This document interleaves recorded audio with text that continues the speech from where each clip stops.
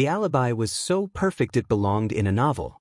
A man swore that at the exact moment a woman bled out on a Bloomsbury carpet, he was seated under the green-shaded lamps of the British Museum reading room, surrounded by scholars, watched by attendants, recorded in a ledger. In 1935, that was practically immunity. But today? Today we can pull fingerprints from paper, date ink, map a crime scene with lasers, and find a killer's skin cells in places they never knew they touched. So, here's the question that turns this genteel, golden age mystery into a modern investigative thriller. If we reopen the case now, would that elegant alibi survive science? 1. The file that shouldn't exist. I first heard about the case the way you hear about most old crimes now, not through a courtroom, not through a confession, through a reference number. A retired archivist I'd interviewed for an unrelated piece about wartime London mentioned, almost offhandedly, that there was an odd Metropolitan Police folder in the British Library's collections. Not a public, true crime exhibit. Not a curated curiosity.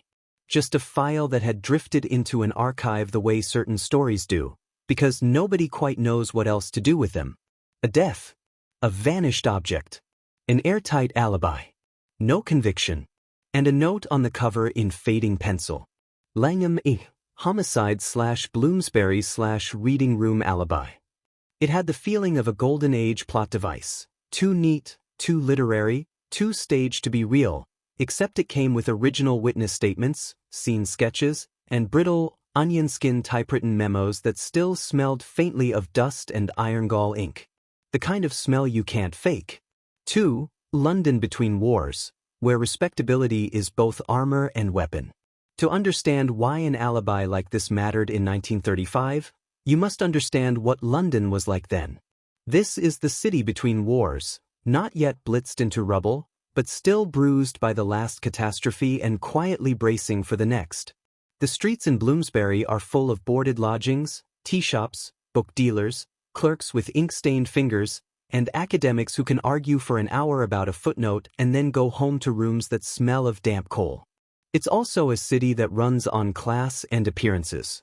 People lie to the police in 1935 not only to protect themselves, but to protect the idea of themselves. A family name. A position. A reputation in a narrow professional world where whispers can ruin careers faster than facts.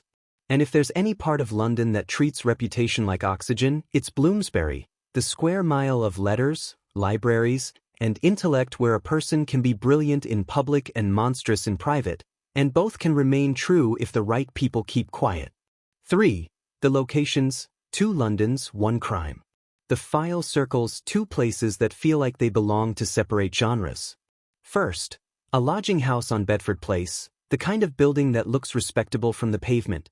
Tall windows, soot-dark brick, neat little brass plate by the door, but inside is a warren of rented rooms, thin walls, shared bathrooms, and the constant low friction of people living too close to one another. Second, the British Museum reading room, then the Cathedral of Scholarship in London.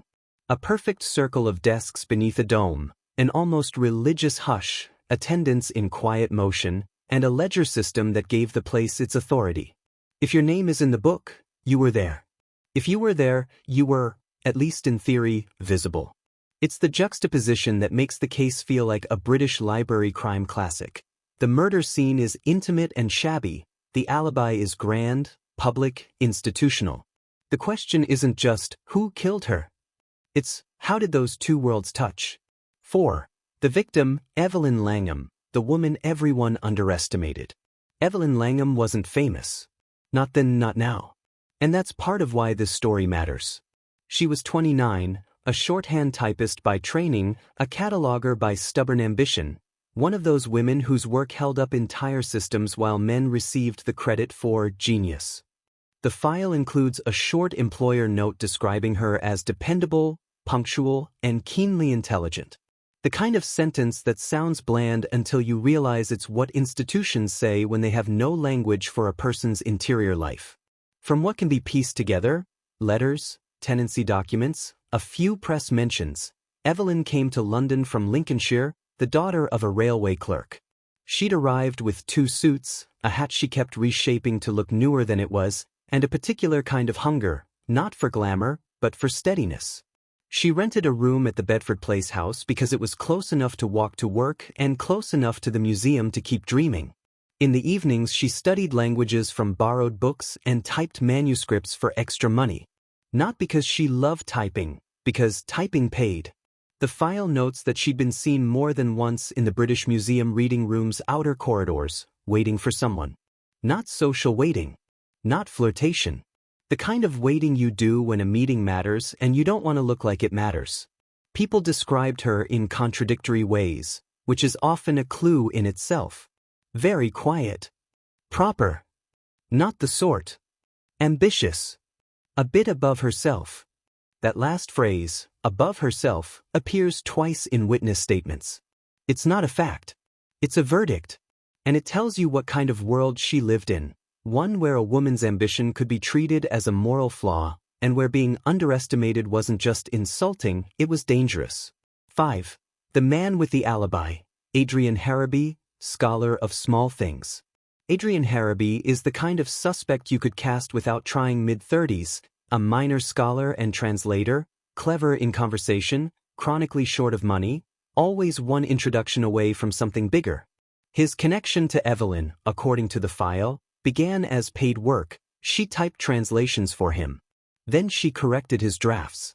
Then she started noticing inconsistencies in his citations, small errors that suggested something uglier than carelessness. In 1935, in academic circles, accusations could destroy a man faster than a knife. And Evelyn, quiet Evelyn, proper Evelyn, had apparently begun asking questions. Adrian's official statement paints him as mildly irritated by her overzealousness, but not threatened. He claims she was a competent typist with ideas above her station, and that he'd already ceased employing her. Yet his name recurs repeatedly in the witness accounts, like a refrain nobody wants to sing too loudly. Because he had something Evelyn wanted, access. And Evelyn had something Adrian feared, proof. 6. A third presence. The missing book that's treated like a person. A strange element in the file appears early, and the detectives at the time seemed unsure what to do with it. A rare volume went missing in the days around Evelyn's death. Not a household object. Not jewelry.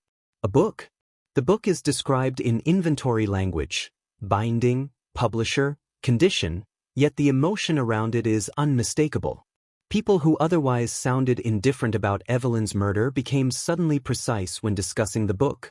Who last saw it, who had access, whether it had been officially checked out, whether it had been moved. That's the moment you realize the case is not just about violence. It's about value. To some people in 1935 Bloomsbury, a rare book is currency. It's status. It's leverage. It's a passport to patronage. And if a book goes missing at the same moment a woman dies, you must consider the possibility that someone saw Evelyn as an obstacle. Not a human being. An obstacle. 7. The community, lodgers, landladies, and the tyranny of keeping respectable. The Bedford Place house is full of witnesses who don't want to be witnesses. A landlady who insists she hears nothing at night, ever. A lodger who claims he was out, though he can't say where. Another who says Evelyn was always polite, which sometimes means, I never asked her anything real. A young woman in the room across the hall who admits she heard raised voices but refuses to describe the man's accent, because she's afraid of being wrong and becoming part of the story. This is the quiet violence of boarding house life. Everyone is always near one another, but everyone is trained to pretend they aren't. Privacy is enforced not by walls but by social contract. And that contract is the killer's best friend. The community's emotions, threaded through statements and later newspaper snippets, are a mix of fascination, a murder in Bloomsbury. Fear, anyone could have been next. Judgment, she must have been mixed up in something. And a kind of shameful relief that it wasn't their daughter, their sister, their room. 8. The investigators, good men with bad tools. Detective Inspector Thomas Greaves, named in the file, reads like the archetype of interwar police work, methodical, skeptical, allergic to melodrama. He doesn't trust academics, doesn't trust boarding houses, doesn't trust cleverness. But he also doesn't have what modern detectives would consider basic tools. No DNA profiling. No national integrated databases. Limited fingerprint recovery from porous surfaces. Primitive blood analysis compared to today. No CCTV. No mobile phone geolocation. No digital footprint, because there isn't one. What he does have is paper, people, and pressure. And a case that rapidly becomes political in a small way, because it touches the museum's orbit, and institutions don't like being part of scandal. Not openly. Not in print. 9. The alibi that froze the case in place. Here's what made the murder feel unsolvable even then. Adrian Harraby claims that during the window of Evelyn's death, he was in the British Museum reading room, signed in under his reader's ticket, requested manuscripts, and was seen by multiple people, an attendant, at least one fellow reader, and a clerk who remembered him because he complained about the heating. In other words, his alibi wasn't just a friend saying, "He was with me." It was an institution saying, "He was here." And that's what made it golden age perfect. If the reading room ledger is truth, then the suspect physically cannot be at the murder scene. But Detective Inspector Greaves is not convinced. Not fully. Because the file includes one small line, almost throwaway, in a staff statement. Mr. Harraby was present, yes. But I cannot say he was present continuously. In a place built on silence and self-policing, it's remarkably easy to slip out. 10 minutes. 15. Enough time, depending on distance and planning, to do something irreversible. That's the hinge the entire case swings on. Was the reading room an unbreakable alibi, or just a very respectable disguise? 10. Why modern forensics changes everything, and why it might not be enough. When I pitched this story internally, part British Library crime classics, part true crime reinvestigation, one producer asked the obvious question. Surely modern science solves it. I wish it worked that way. Modern forensics can recover latent prints from paper using advanced chemical processes, analyze ink composition and sequencing, reevaluate bloodstain patterns to test witness timelines, detect trace fibers and match them to garments or carpets, extract touch DNA from preserved exhibits, sometimes. But modern forensics can't fix what time destroys. Evidence thrown away, contaminated items, witnesses dead, memories eroded, institutional embarrassment that discouraged thorough documentation. And in old cases, the biggest obstacle isn't technology. It's certainty. Because the older a case is, the more the story has been told and retold until it hardens into something that feels true, regardless of what's provable. This one hardened around an idea. He couldn't have done it. The ledger says so. That's why reopening it now is so compelling. If a golden age alibi collapses under modern scrutiny, it doesn't just solve a murder, it exposes how easily respectability can function as a weapon. And if the alibi holds? Then we have an even darker problem. It means the killer used the shadow of that perfect alibi to disappear forever. This is the quiet violence of boarding house life. Everyone is always near one another, but everyone is trained to pretend they aren't. Privacy is enforced not by walls but by social contract. And that contract is the killer's best friend. The community's emotions, threaded through statements and later newspaper snippets, are a mix of fascination, a murder in Bloomsbury. Fear, anyone could have been next. Judgment, she must have been mixed up in something. And a kind of shameful relief that it wasn't their daughter, their sister, their room. 8. The investigators, good men with bad tools. Detective Inspector Thomas Greaves, named in the file, reads like the archetype of interwar police work, methodical, skeptical, allergic to melodrama. He doesn't trust academics, doesn't trust boarding houses, doesn't trust cleverness. But he also doesn't have what modern detectives would consider basic tools. No DNA profiling. No national integrated databases. Limited fingerprint recovery from porous surfaces. Primitive blood analysis compared to today. No CCTV. No mobile phone geolocation. No digital footprint, because there isn't one. What he does have is paper, people, and pressure. And a case that rapidly becomes political in a small way, Because it touches the museum's orbit, and institutions don't like being part of scandal. Not openly. Not in print. 9. The alibi that froze the case in place. Here's what made the murder feel unsolvable even then. Adrian Harraby claims that during the window of Evelyn's death, he was in the British Museum reading room, signed in under his reader's ticket, requested manuscripts, and was seen by multiple people, an attendant, at least one fellow reader, and a clerk who remembered him because he complained about the heating. In other words, his alibi wasn't just a friend saying, "He was with me." It was an institution saying, "He was here." And that's what made it Golden Age perfect. If the reading room ledger is truth, then the suspect physically cannot be at the murder scene. But Detective Inspector Greaves is not convinced. Not fully. Because the file includes one small line, almost throwaway, in a staff statement. Mr. Harraby was present, yes. But I cannot say he was present continuously. In a place built on silence and self-policing, it's remarkably easy to slip out. 10 minutes. 15. Enough time, depending on distance and planning, to do something irreversible. That's the hinge the entire case swings on. Was the reading room an unbreakable alibi, or just a very respectable disguise? 10. Why modern forensics changes everything, and why it might not be enough. When I pitched this story internally, part British Library crime classics, part true crime reinvestigation, one producer asked the obvious question. Surely modern science solves it. I wish it worked that way. Modern forensics can recover latent prints from paper using advanced chemical processes, analyze ink composition and sequencing, reevaluate bloodstain patterns to test witness timelines, detect trace fibers and match them to garments or carpets, extract touch DNA from preserved exhibits, sometimes. But modern forensics can't fix what time destroys. Evidence thrown away, contaminated items, witnesses dead, memories eroded, institutional embarrassment that discouraged thorough documentation. And in old cases, the biggest obstacle isn't technology. It's certainty. Because the older a case is, the more the story has been told and retold until it hardens into something that feels true, regardless of what's provable. This one hardened around an idea. He couldn't have done it. The ledger says so. That's why reopening it now is so compelling.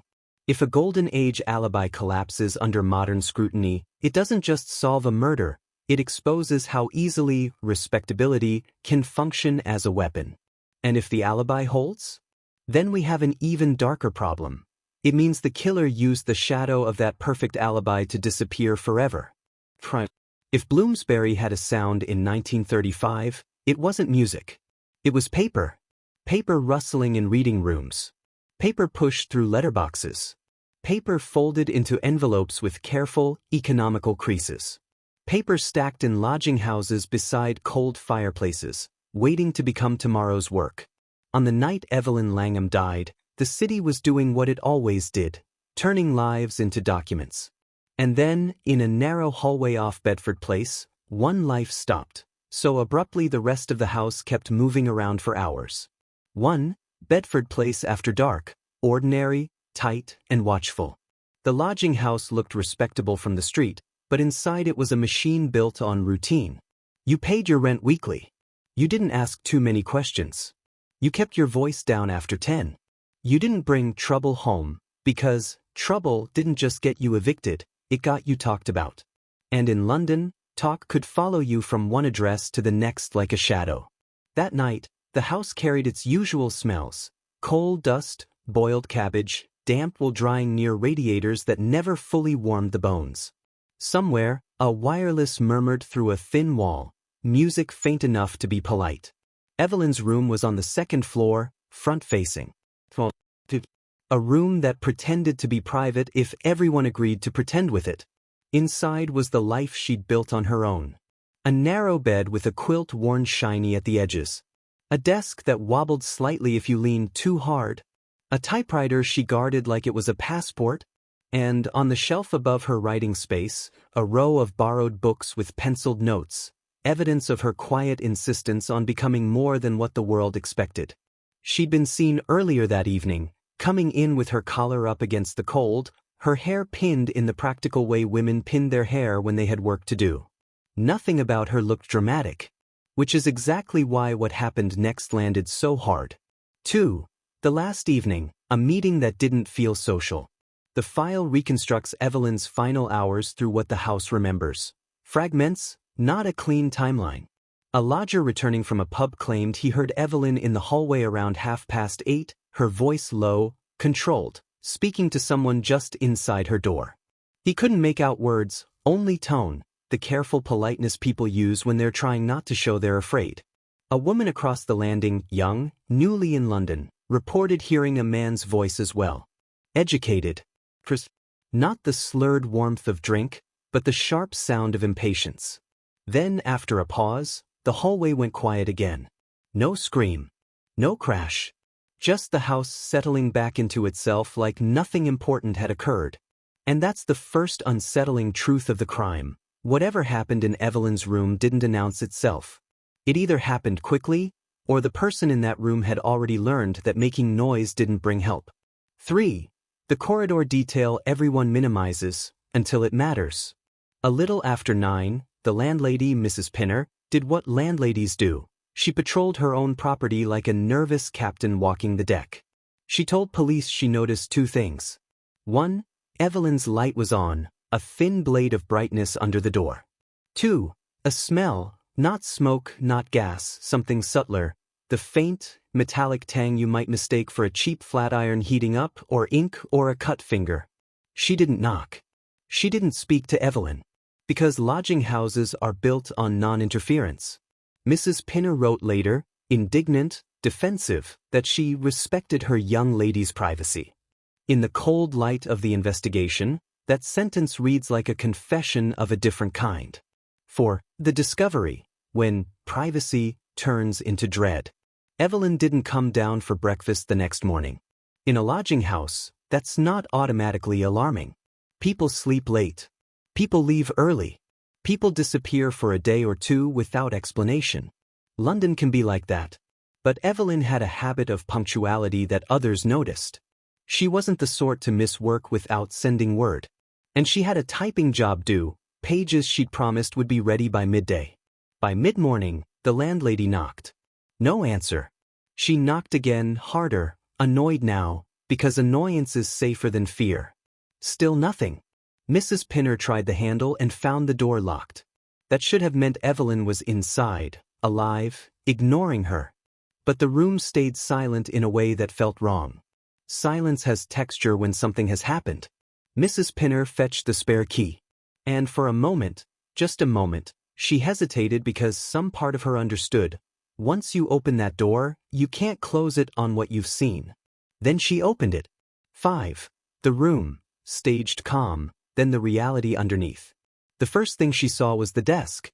Papers neatly stacked, more neatly than usual, as if Evelyn had been interrupted mid-ordering or someone had tried to make the room look normal. A teacup sat near the edge with a faint ring stain on a saucer. Not shattered. Not spilled. The kind of detail that tells you there was no wild struggle that knocked everything to the floor. And then she saw Evelyn. On the carpet near the foot of the bed, partially turned as if she'd fallen, one arm angled oddly, her hair loosened at one pin. Her face was pale in a way living skin never is. Mrs. Pinner screamed then. Finally. The house woke up in an instant, doors opening, voices rising, footsteps on stairs. A man on the first floor shouted to call the police.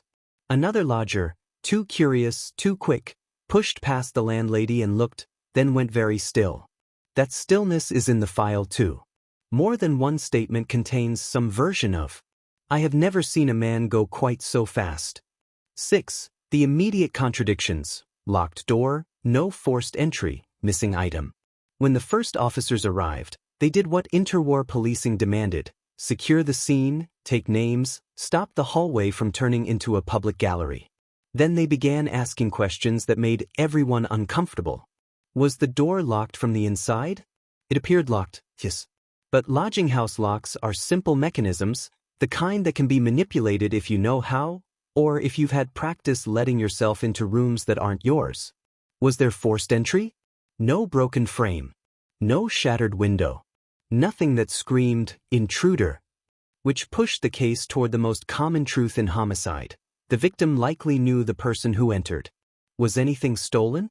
At first, no one mentioned money or jewelry. Evelyn didn't have much of either.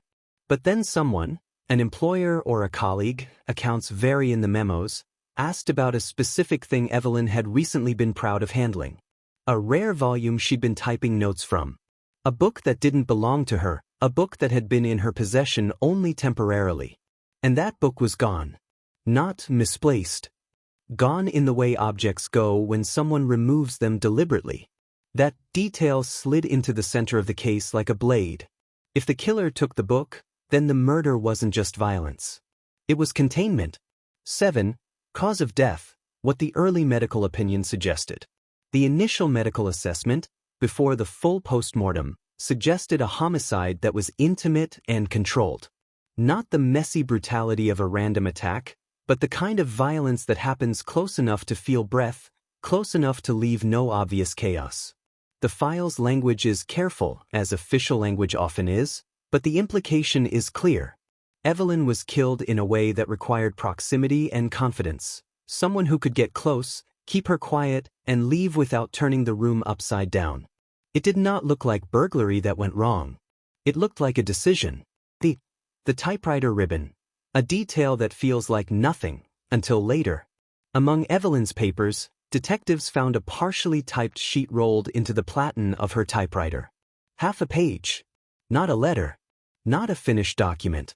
More like notes, citations, dates, and a line that appeared to be a name, underlined once as if Evelyn had intended to come back and verify it. The last line was cut off mid-word. That's important because it's a snapshot of interruption. Whatever happened, it stopped her work in motion.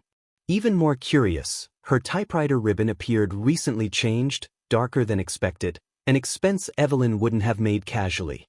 One detective noted it as a domestic irregularity, the kind of thing that might matter if someone else had been in the room using the machine. It's the kind of clue that doesn't glitter.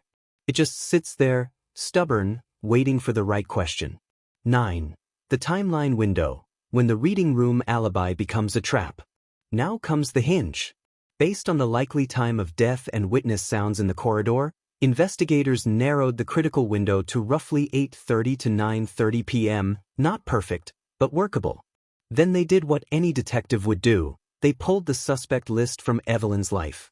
And one name floated up immediately, refusing to sink. Adrian Harraby.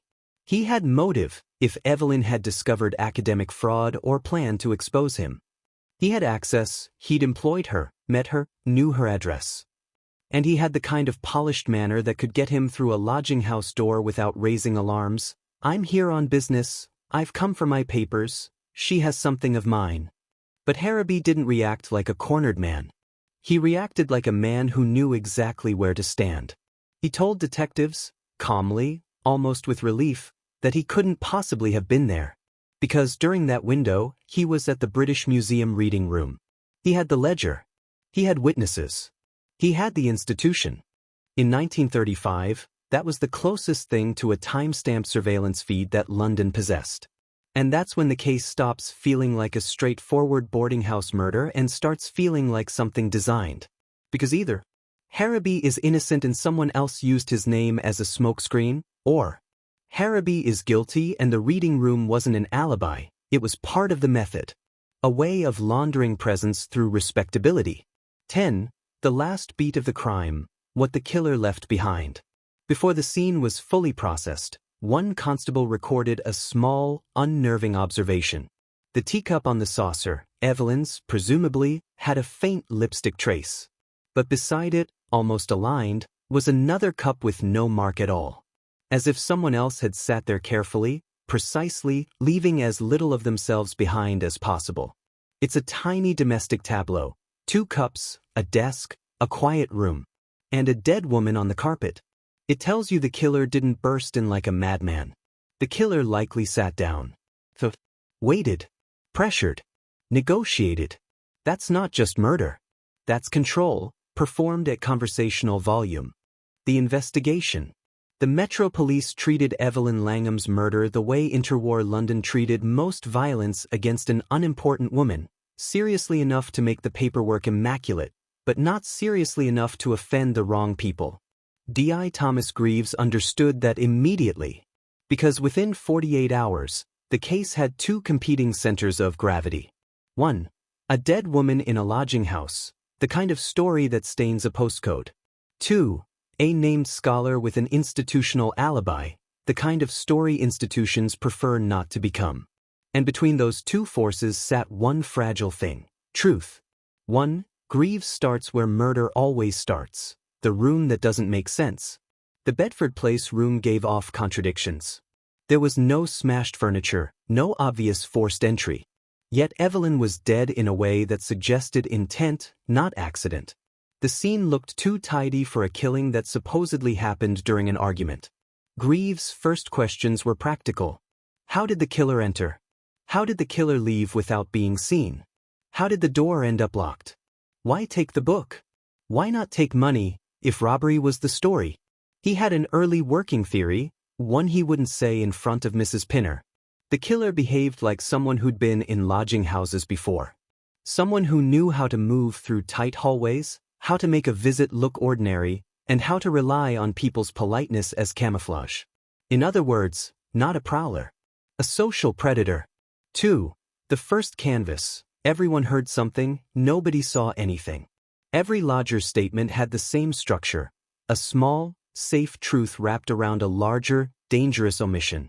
I heard voices but couldn't make out words. I saw a gentleman earlier in the week, but it might not be him. I was out. I went to bed early. I didn't want to pry.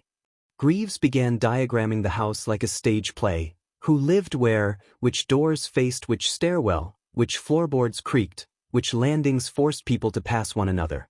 And slowly a pattern emerged: too much convenient absence. Not a conspiracy, necessarily. Something more ordinary and often more lethal.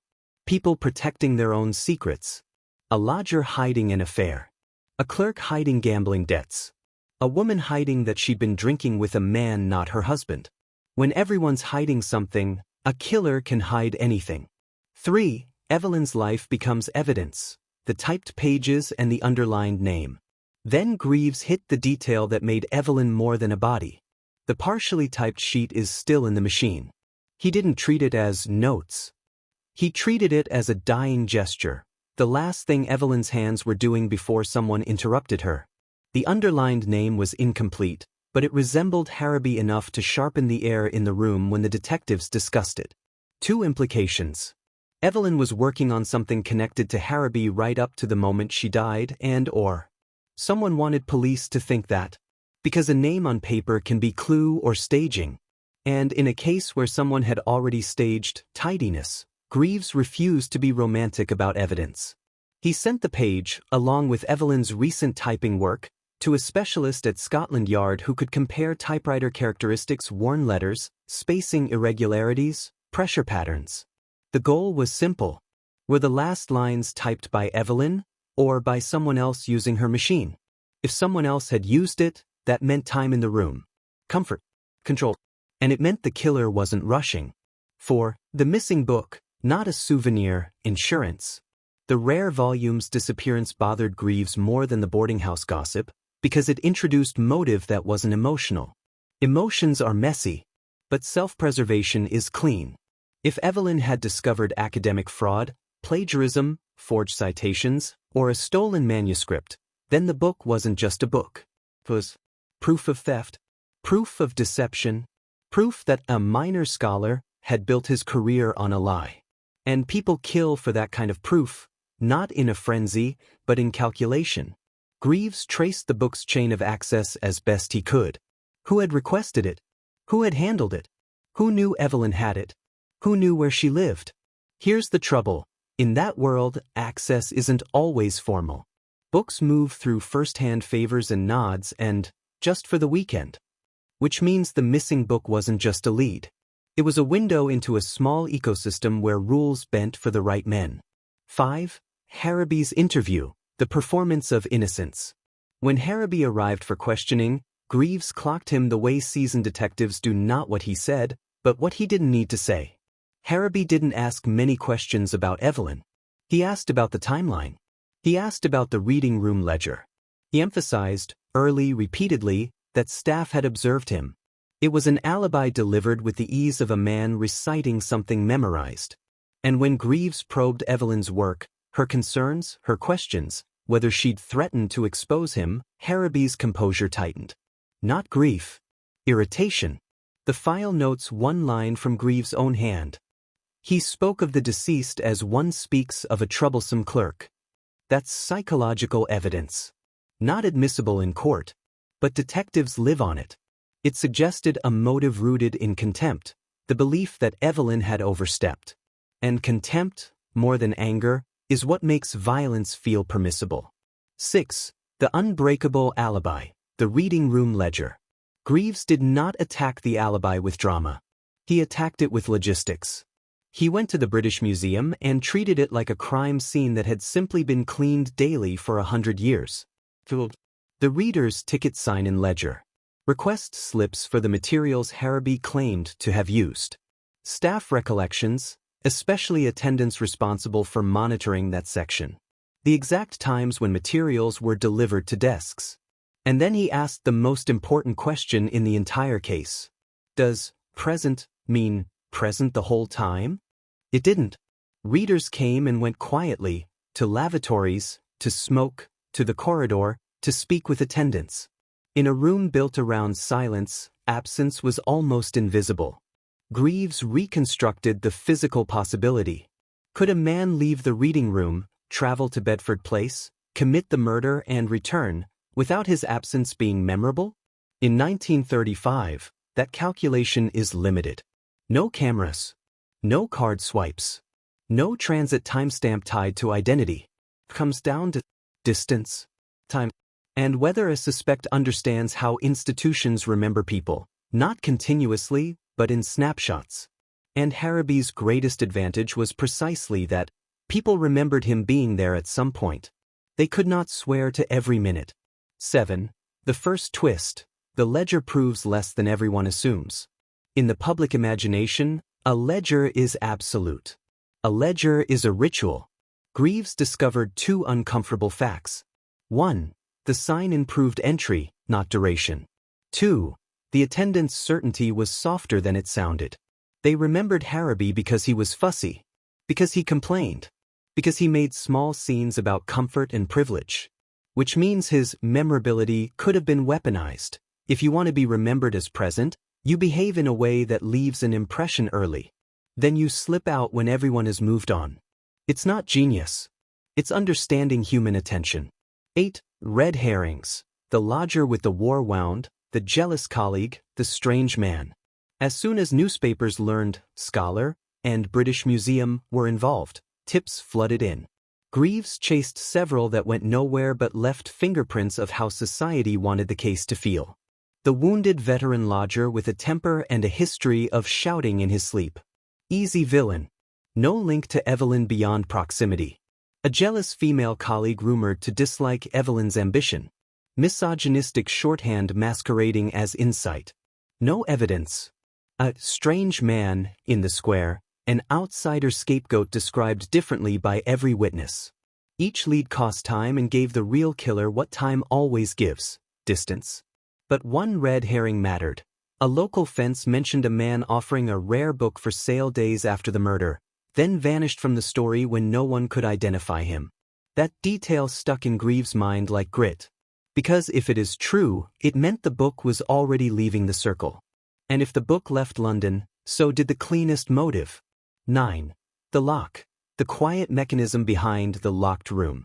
Greaves returned to the door itself, because locked doors make people lazy. They create narratives. It must have been someone inside, or she locked it, so she trusted him. But lodging house locks of the era were notoriously simple. A practiced hand, someone who'd lived in rented rooms, someone who knew cheap mechanisms, could manipulate them with a hairpin, a thin knife, or a key impression. Mrs. Pinner's spare key also introduced an institutional weakness. Who had access to the spares? A landlady. Sometimes a handyman. sometimes a favored lodger, sometimes anyone who'd borrowed it just once. The locked door stopped being a mystery and became what it likely always was. A delay tactic. Not to keep the killer in, but to keep discovery out. 10. Breakthrough, 1935. The typewriter result that changes the emotional story. The yard specialist reported something that didn't convict anyone but changed the investigation's psychology. The last lines in the machine appeared typed with a pressure pattern inconsistent with Evelyn's earlier pages, heavier, more deliberate. It suggested as well a different typist, or Evelyn typing under stress, hands stiff, breath shallow, trying to finish something while someone watched. The second possibility is the one that makes your throat tighten, because it implies the killer didn't strike immediately. They sat in that room and let her type, perhaps demanded she type, perhaps dictated. A murder that begins as conversation is often premeditated. And that realization reframed the teacups, the tidy papers, the missing book, not as coincidence, but as choreography. 11. Why the 1935 case stalled. The institution, the burden of proof, and the wrong kind of certainty. Even with suspicion circling Harrowby, Greaves hit a wall. No witness who could place Harrowby at Bedford Place that night with confidence. No recovered book. No definitive forensic linkage by 1935 standards. An alibi backed by a respected institution that could plausibly persuade a jury. And there was another force the file hints at without naming. Pressure to stop making noise. Not an explicit cover-up, something subtler. A reluctance to drag the museum's reading room into a sensational trial. A reluctance to be the detective who crucified a scholar on circumstantial evidence. So, the case cooled without closure, unsolved, filed away with that deadening bureaucratic finality that feels like a second injustice. Evelyn became a tragedy. Harrowby became a man with a ledger. And the missing book became a rumor. 12. The modern reinvestigation. Could today's forensics break the alibi? This is where the story turns into the experiment your episode title promises. If we reopen the case now, treating the archive as a cold case kit, what would we do? Fingerprints from paper and chemical development. Modern techniques can sometimes recover latent prints from old documents, depending on storage conditions. The obvious targets. The reader's ticket ledger page Harrowby signed. Any request slips he handled. Evelyn's typed sheets and envelopes. If Harrowby's prints appear where they shouldn't, on a request slip dated after he supposedly never left his desk, or on papers in Evelyn's room that he denied touching, suddenly the perfect alibi isn't so perfect. Even one extra contact point can crack a story. B. Ink and document sequencing. A 1935 ledger is ink on paper, meaning modern examiners could test whether entries were written in the same ink batch, whether the pen pressure and stroke rhythm match a claimed writer, whether an entry was added later, harder, but sometimes detectable through indentation, layering, and chemical differences. If Harrowby's sign-in looks anomalous, different ink, different sequencing, then the unthinkable possibility emerges. The alibi could have been manufactured, not necessarily by the museum, by someone who understood how much power the museum's paperwork held. C. Touch DNA, if any exhibit survived. If the teacups, the typewriter, or the rare book's wrapping, if recovered, had been preserved, big if, modern labs might attempt touch DNA. Not a guarantee. Old evidence often yields nothing. Contamination is common. But if you could pull a viable profile from the second cup or from the typewriter ribbon casing, you could test who sat in that room. And if the DNA doesn't match Harrowby, then the twist flips again. Maybe he was a decoy, not the killer. D. Bloodstain pattern analysis and time of death refinement. Modern forensic pathology could potentially refine what the original postmortem could not. Position and movement during the assault. Whether the body was moved. Whether the scene was staged to look calmer than it was. A refined time of death window could be devastating to the reading room alibi, either confirming it or proving the murder occurred during a period when Harrowby was unobserved. Fiber and particulate analysis. Even in old cases, preserved clothing or carpets sometimes carry microscopic evidence. Wool fibers from a coat. soot and dust profiles consistent with a specific building, unique particulate matter from the reading room's environment, paper dust, binding fragments. If Evelyn's carpet held fibers consistent with Harrowby's coat, or, more intriguingly, with museum upholstery, then the case stops being literary and becomes physical. 13. The biggest twist of all. What if the alibi survives? And that's the horror? There's a version of this story that modern forensics can't fix. The book is gone. Exhibits weren't preserved. Paper yields no prints. And the timeline remains elastic. Then the reading room alibi does what it has always done. It doesn't prove innocence. It merely prevents conviction. And that's a very golden age kind of darkness. The idea that a murderer can hide behind ritual and respectability so completely that even a century of progress can't fully reach them. Evelyn Langham's death would remain what it became in 1935. A woman's life is reduced to a folder number. Conclusion and resolution. The last page of D.I. Thomas Greaves' 1935 notes is almost unbearable in its restraint. No poetry. No outrage. Just a tired sentence that reads like a man putting a stone down because he can't carry it anymore. Insufficient to proceed. Evelyn Langham stayed dead. Adrian Harrowby stayed respectable. And the British Museum reading room ledger, ink on paper, hardened into something that looked like truth. Until we asked a modern question of an old document. What if the ledger isn't a window into the past, but a surface that can be tampered with? 1. Reopening the file. The day the evidence came out of the envelope. In the modern reinvestigation, framed as a journalistic cold case review with forensic consultation, the first breakthrough wasn't DNA. It was in custody, because the Bedford Place exhibits, miraculously, had survived. The reader's ticket ledger page, photographed and later retained in the file. Several material request slips, Evelyn's typed page still in the platen, removed and stored. And most unexpectedly, the 2 teacups, wrapped and boxed as scene items in 1935 and then forgotten in an evidence transfer. Old evidence isn't dramatic. It's depressing yellowed tape, brittle labels, and the faint smell of coal dust history. But it's also honest in a way memory can't be. Once the items were logged and handled under modern protocols, the case stopped being a story and became what it always should have been. The test. 2.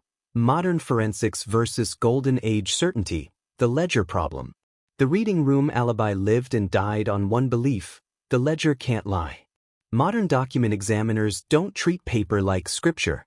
They treat it like a crime scene. Using a mix of high-resolution imaging, ESD-style indentation detection, and ink comparison methods, examiners found 2 anomalies that don't prove murder by themselves, but they detonated the idea of an airtight alibi. Anomaly number 1. The signature line pressure didn't match its neighbors. The indentation pattern suggested the Harrowby signature was written with unusual downward force, more like someone copying a hand carefully than signing naturally in passing. Anomaly number 2. The ledger entries sat wrong in time. Under angled lighting and spectral imaging, the entry's stroke layering and microscopic smudging suggested it may not have been written in the same rhythm as the surrounding names, consistent with an entry added later, not decades later necessarily, but later that same evening or the next day while the ledger was still accessible. That's the moment the case flips. Because if the ledger entry could be inserted, then the reading room isn't an alibi. It's a stage prop. And suddenly the suspect pool expands from who could leave the reading room unnoticed to who could alter the reading room's record? That list is shorter and far more dangerous. 3. The twist no one in 1935 could reach: latent prints from paper. Next came the paper itself. Modern latent print recovery from porous documents isn't guaranteed, especially with old handling and degradation, but the request slips were stored in a way that gave them a chance. From one request slip tied to Harrowby's alleged desk time, analysts recovered a partial print consistent with Harrowby's known exemplars from a surviving passport application in a separate archive, and a second, clearer print that did not match Harrowby. It matched a man named Wilfred Kellett, a junior reading room attendant whose personnel records still existed in museum staffing files. Kellett's presence wasn't odd on its face. Attendants handled papers all day. But then came the detail that made the room go quiet. That same Kellett print appeared, faint but consistent, on the rim-side exterior of the second teacup from Evelyn's room. Not a slam dunk. Not, he held it while killing her. But a linkage that 1935 couldn't do. Paper to cup, institution to lodging house. It was the first physical bridge between the Dome and Bedford Place. And it pointed away from the public suspect, the scholar with the motive, and toward the invisible man in the system. For Evelyn's psychology, the killer's psychology, why a quiet woman becomes a risk. Once Kellett entered the picture, Evelyn's last months started to read differently. She wasn't waiting outside the reading room for flirtation. She was waiting like someone navigating a power imbalance. Evelyn wanted a better life, and the museum world was a gate. Gatekeepers are rarely professors. They're often clerks, attendants, men with keys, men who know which rules bend and which do not. If the missing rare volume really was the case's money, then Kellett's motive becomes frighteningly plausible. He had access to rare materials. He understood the value of a book that could be quietly sold into private hands. He could learn Evelyn's address simply by listening, watching, or intercepting the everyday bureaucratic trail around her work. And Evelyn, careful, proper, underestimated, may have done the one thing that gets an opportunist killed in a respectable world. She may have threatened to put the truth in writing. A woman with a typewriter is dangerous to men who survive by controlling records. 5. The most chilling reconstruction, how the perfect alibi becomes the method. Here's the scenario that best fits the evidence and behavior, without pretending certainty where we don't have it. Kellett steals, or helps divert, the rare volume. Evelyn either notices the irregularity or is asked to type notes that would expose it. She pushes back, quietly, formally, in the way a conscientious person does, by asking questions, requesting documentation, insisting on accountability. Kellett can't allow a written complaint. Not in that world. So, he goes to Bedford Place under the safest disguise in London, politeness. He sits. He talks. He pressures. 2 teacups. No mess. A killing that doesn't need shouting because it doesn't begin as violence. It begins as coercion. Then, to get out of the orbit of suspicion, he does something perversely clever. He builds a false center of gravity. He points the case toward Adrian Harraby. By making sure Harraby's presence at the reading room becomes fact in the official record, whether Harraby was there briefly or not at all during the crucial window, then allowing the police to do what they're inclined to do anyway. Assume the institution cannot be wrong. It's a golden age trick executed by someone the golden age stories rarely make the villain. Not the aristocratic mastermind. The man with access. 6. What about Harraby? The uncomfortable secondary truth. The most unsettling part is that Harraby may still have been guilty of something, just not necessarily murder. The underlined, half-finished name in Evelyn's typewriter suggests she was circling him for a reason. Sloppy scholarship, exploitation, maybe plagiarism. And men like Harraby often survive because they never need to get their hands dirty. They let systems and subordinates handle consequences. If Kellett framed Harraby, he chose a target the police would believe capable of moral wrongdoing, and therefore capable of homicide. A credible villain. Which is another kind of weapon, not evidence, but narrative. 7. The ending, solved on paper, untried in court. Did modern forensics solve Evelyn Langham's murder? In the way audiences crave, handcuffs, trial, confession? No. Because Kellett was already dead by the time the modern linkage became plausible. No cross-examination. No opportunity to confront him. No legal closure. But in the way cold cases are often truly resolved, by shifting certainty from myth to mechanism, yes, the reading room alibi did not survive modern scrutiny. Not because science is magic, but because science is indifferent to prestige. It does not care about the dome, the hush, the ledger's authority. It only cares about contact, sequence, pressure, trace. Evelyn's murder stops being a mystery protected by a perfect alibi and becomes something uglier and more real. A crime enabled by access, silence, and the cultural habit of believing paperwork over people. Broader impact. What this case says about Golden Age logic and modern justice. This case lands like a critique of the entire Golden Age fantasy. The notion that cleverness is always visible. The idea that institutions are neutral. The belief that respectability is evidence. Evelyn Langham mattered less to her world than the comfort of the reading room's reputation. That's why the case stalled. That's why it could be staged. And if you take one lesson into the present, it's this. An alibi backed by a system is only as honest as the least visible person who can touch that system. Evelyn didn't get a famous epitaph. She got a folder number. But she also got something, belatedly, that 1935 couldn't give her. A story that finally